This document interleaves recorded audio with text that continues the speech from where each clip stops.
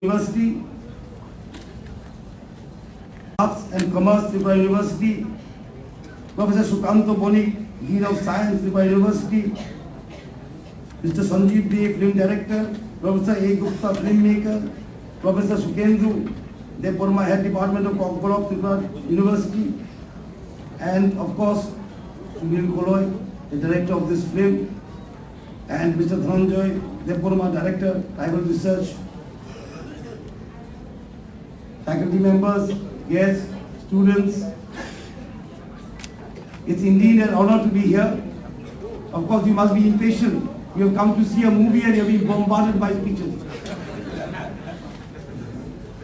So I'll keep mine very short. I always tell everywhere I go to be the chief guest is very difficult. I don't know what tradition in India where the chief guest has to speak last. And of course the least. Last and least. So I'll keep it very short, but I'm overwhelmed that I'm here today. And folk tale is not very new to me. I remember way back in 85, 86, I was working within a cultural organization. And at that time I had worked with folk tales with the late Kwtham Kothoma. We had collected a lot of cocktails and folk tales and we had studied them. They were wonderful stories. They were wonderful stories. Because I believe this, the Rajmala is our heritage. The Rajmala too is oral tradition, very much like the folk tales. Many of you may know, the Rajmala was kept orally by the Rajchantais of Tripura.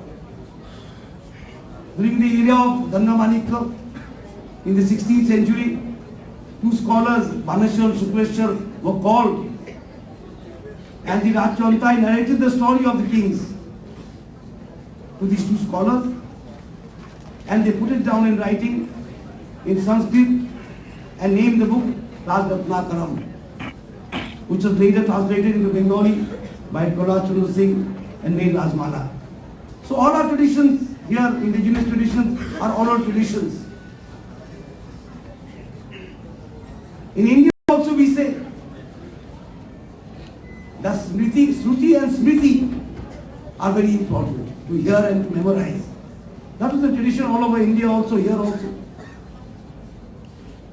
And the folk tales, I strongly believe, the folk tales occupy a special place in our society, especially the indigenous people. The Rajmala is the chronicle of kings. Rajmala is known as the Chronicles of Kings. It is our heritage. While in the folk tales, we find the history of the people.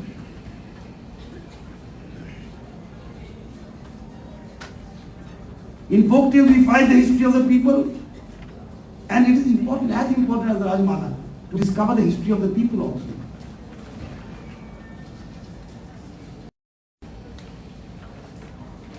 The word folk is defined as a community which shares common tradition.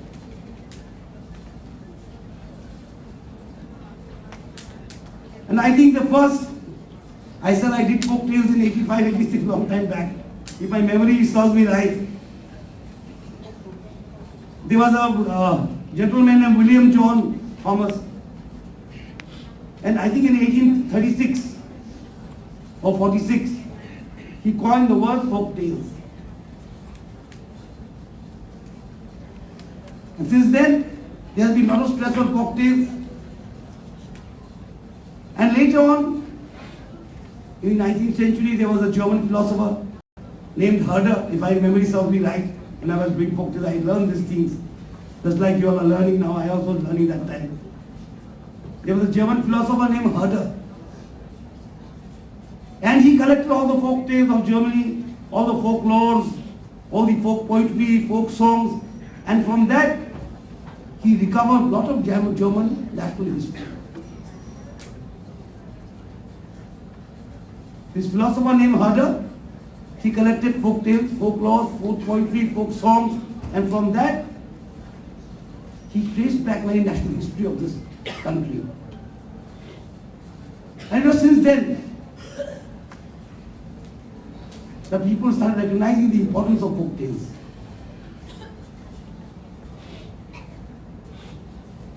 And the folk tales are the basis of history. The folk tales is the basis of common history. As I said, the people's history, which is more important, more democratic, more required to move ahead. And as we move ahead, moving ahead is adding to the wealth. It is not leaving behind wealth and creating new wealth. If that was so, we would always be in zero. Civilization would have been in zero. Progress means keeping the old, adding the new, so that the wealth of the society increases. That is progress. If one society leaves back whatever is old and only comes to new, and the next society does the same, there will be no progress. So as we move along to progress, to modernity, we must take along with us our heritage, our history, our language, our ways of life adapted to modern ways. Modern mind does not discard anything. There is the tendency, अरे हम modern है, तो छोड़िए पिछले के बाद. That is not the thinking of a modern mind. A modern mind is a mind that accepts the past, fits it into the present, and takes it to the future. That is a modern mind that accepts the past, fits it into the present, and carries it to the future, and hands it over to the next generation to add something to it. That is what is wealth creation in every field. And I was very happy when Sunil came and invited me.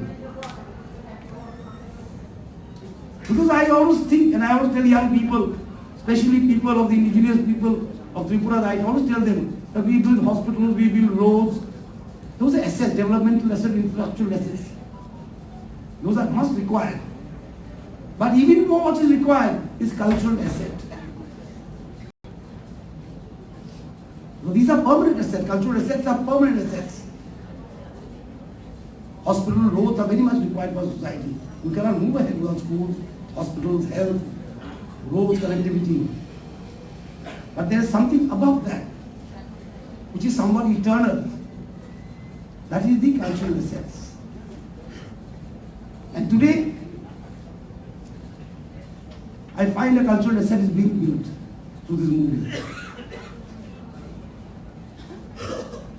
I find a cultural asset is being built in a new medium, where was folk tales, oral tradition, and today it has been translated into a movie, put into a movie, put into a film, it's being filmed. That is what we call additional wealth. We have kept the old, the stories are old, timeless stories, and we have adapted to a new medium, which is the film medium. And that is how progress has to go on in society. And I always tell the young people also, what is the energy of a society? Everything requires energy to move. They are professors of chemistry, physics, better than they know this better than me.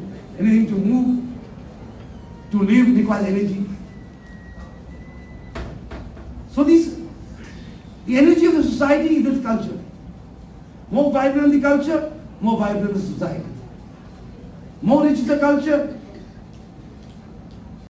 more strengthened the society will be. That is the engine of the society, culture.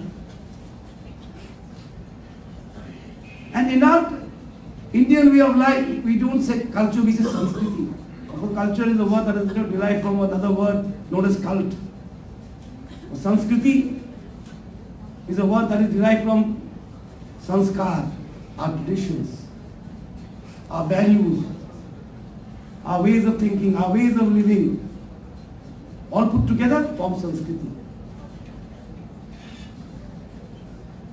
And in India, there is not much difference between science and culture.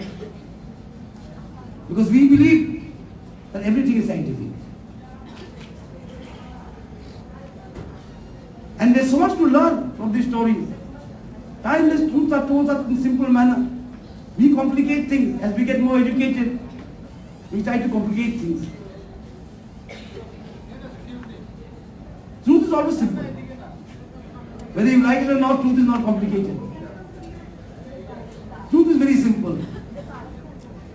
And these folk tales put that truth in the right perspective. One of my favorite folk tales happens to be here. I can't watch it because it's getting late. I have to go run. I'm the finance minister looking after finances. It becomes very tedious for me sometimes. I also like to have a break. But March is not the time to take a break. All my journalist friends are here. They will question me on the budget. So I'm preparing for them. So that is Nuai. That Nuai is one of my favorite folk tales. It's a story of oppression by a stepmother on the stepdaughters.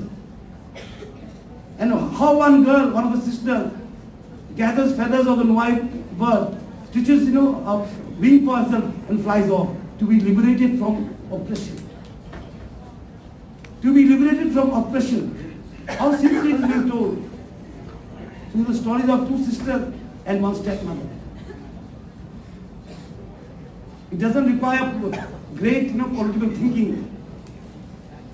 But here it is, the human hearts longing for freedom, longing to be free from oppression. That is what the Nuai bird is about, simply told, lovely depicted, so that everyone can understand a truth told in a truthful way. A universal truth told in the truthful way. This girl, waits days and days, and the bird's feathers, she stitches the wing for herself and flies off. One of the girl's sisters. This is the Nuai.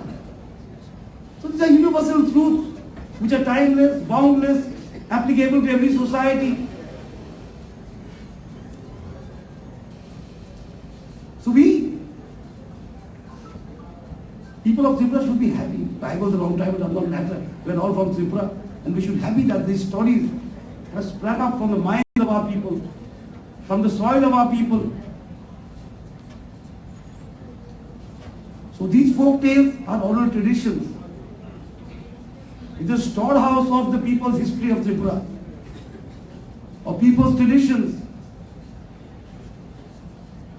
And these need to be explored, need to be taken forward, like Shri has done, which were only oral traditions are today being filmed. And I would ask Mr. Jishnu Dev Varma to see that these are screened in villages. He is also with me in Panchayat, I think. So he has double responsibility. As Director, Tribal Research and Panchayat, I tell him here only in front of you. But see that these are not canned films, canned in cans. As is old saying, book in shelves do nothing. Because I remember Swami Vivekananda once said, donkeys may carry whole libraries on their backs, but it does not make them wiser.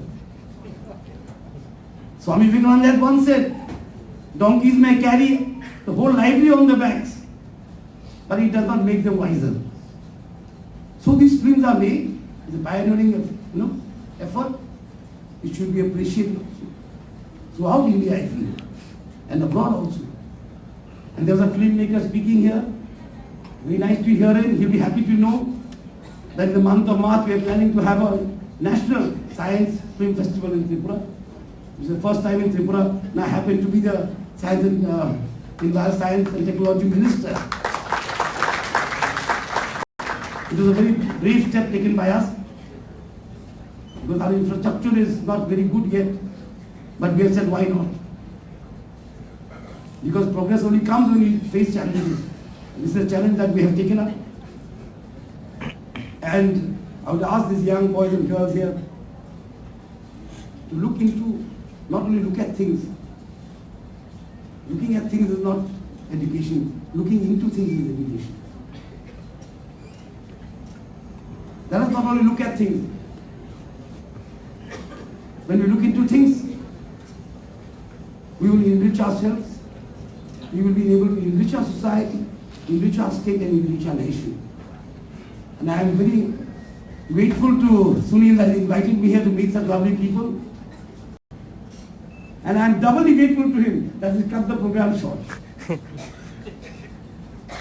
So it is nice to be here.